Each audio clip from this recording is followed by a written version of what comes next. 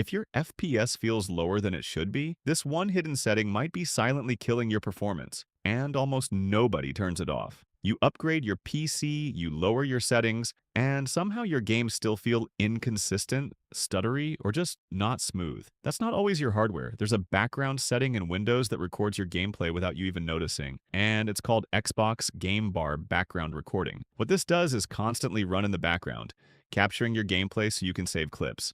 Sounds useful, but the problem is it uses your CPU and GPU while you're playing, which can lower your FPS and cause random stutters. Here's how to turn it off. Go to your Windows search and type Game Bar Settings. Open it, then go to Captures Now. Look for Record What Happened, and turn that off.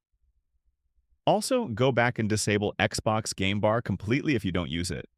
This alone can free up resources and make your gameplay smoother, especially if you're on a mid or low-end PC. Try this and you should notice the difference. And if you want more hidden settings that boost FPS, check the next one.